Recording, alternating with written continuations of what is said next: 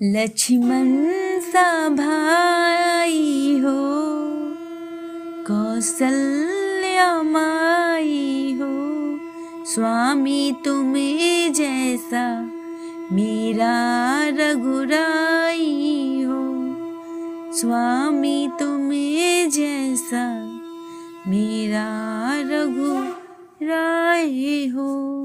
नगरी हो अयोध्यासी, रघुकुल सा घरा ना हो, चरण हो राघव के जहाँ मेरा ठिकाना हो त्याग भरत जैसा सीता सीना री हो, लव कुश जैसी संतान प्रभु जी हमारी हो, श्रद्धा हो सरवण जैसी सबरी सी भक्ति हो, हनुमंत के जैसी निष्ठा और शक्ति हो, प्रभु हनुमंत के जैसी निष्ठा और शक्ति हो। नमस्कार दोस्तों, हमारे YouTube चैनल भक्ति में शक्ति 1000 में आपका स्वागत है। तो आइए आज हम भगवान श्री राम की एक ऐसी कथा सुने जिसमें भगवान श्री राम का नाम रामचंद्र जी क्यों पड़ा, इसके बारे में जानेंगे। मर्यादा पुरुषोत्तम भगवान श्री राम को सनातन संस्कृति का आधार माना जाता है। भगवान श्री राम विष्णु जी के अवतार हैं। रामचरितमानस के अनुसार भगवान श्री राम के शासन काल को राम राज्य कहा जाता है। भगवान श्री राम ने अपने जीवन काल में हमेशा एक न्यायप्रिय और प्रजाप्रिय राजा की तरह शासन किया। भगवान श्री राम ने हमेशा रघुकुल रीत सदा चली आई, प्राण जाए पर वचन न जाए के आधार पर अपना कर्तव्य निभाया। इसी कारण अपने पिता राजा दशरथ के कहने पर राजा धर्म और वचन के पालन के लिए भगवान श्री राम 14 वर्षों के लिए वनवास चले गए थे। अपने जीवन काल में भगवान श्री राम ने वचन और धर्म को हमेशा अपने स्वार्थ से ऊपर रखा। हम सभी भगवान श्री राम को सियावर विष्णु अवतार, रघुनंदन, मर्यादा पुरुषोत्तम भगवान राम और श्री रामचंद्र जी के नाम से जानते हैं। भगवान श्री राम के इन सभी नामों के पीछे कोई ना कोई पौराणिक कथा अवश्य जुड़ी हुई है। आज इस लेख के हम जानेंगे कि भगवान श्री राम को रामचंद्र जी कहने के पीछे की क्या कथा है।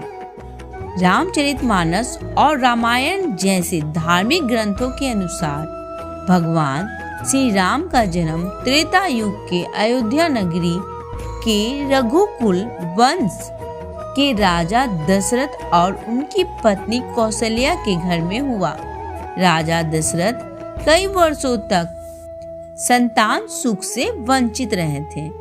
इसके बाद ऋषि मुनियों द्वारा बताए गए उपायों को करने से राजा दशरथ की तीनों रानियों को कौशल्या, कैकेयी और सुमित्रा पुत्र रत्न की प्राप्ति हुई।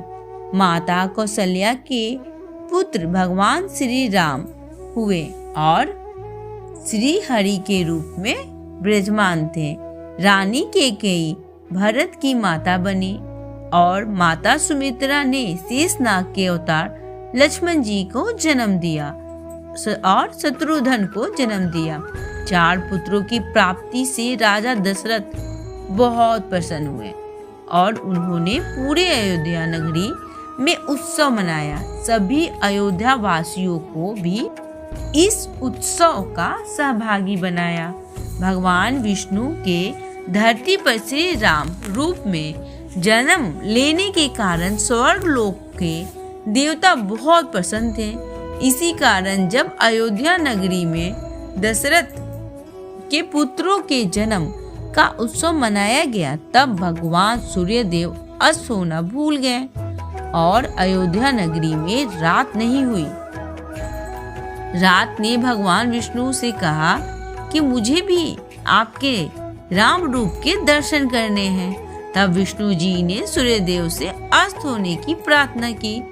जब अयोध्या नगरी में रात हुई, तब रात ने भगवान श्री राम से कहा कि सूर्यदेव के कारण मुझे देरी से आपके दर्शन करने का सौभाग्य प्राप्त हुआ है। भगवान श्री राम ने इस देरी के फलस्वरूप रात को वरदान दिया कि इस जन्म में उनका रंग रात के रंग की तरह रहेगा। इसके बाद चंद्रदेव ने भी भगवान श्री राम से कहा कि सूर्यदेव के कारण मुझे भी आपके दर्शन पाने में बहुत देरी हुई। भगवान श्री राम ने चंद्रदेव को भी यह वरदान दिया कि चंद्रदेव का नाम भगवान राम के नाम के साथ हमेशा जुड़ा रहेगा। इसी के कारण आज भी संसार में भगवान श्री राम को रामचंद्र जी के नाम से जाना जाता है। गोदी में कौशल्या की जब सब राम को देखने आए, रुक गए सूर्य भी रातें न होए पाए। रे भक्तों रातें न होए पाए। तरपे रात की देख के चंद्रमा भी पूछने लगे, प्रभु दर्शन क्यों इतना विलम्ब आपको देखने में लगे। रे भगवन आपको देखने में लगे। कृपा राम की जैसे हुई, दिन को दिया ढलाए। रात आई देख चंद्रमा, प्रभु जी को मुस्कुराए। रे भक्तों प्रभु जी को मुस्कुराए। विलंब का वरदान क्यों, ऐसा क्यों हुआ प्रभु। प्रभु ने आशीर्वाद में चंद्रमा से नाम लिया जुराए। रे भगवन नाम को लिया जुराए। प्रभु की कृपा से श्री राम जी रामचंद्र कहलाए। नमस्कार दोस्तों, हमारे YouTube चैनल भक्ति में शक्ति 1000 को लाइक करें, सब्सक्राइब करें। नीचे जो बेल आइकन है उसे जरूर दबाएं ताकि हमारा नोटिफिकेशन सब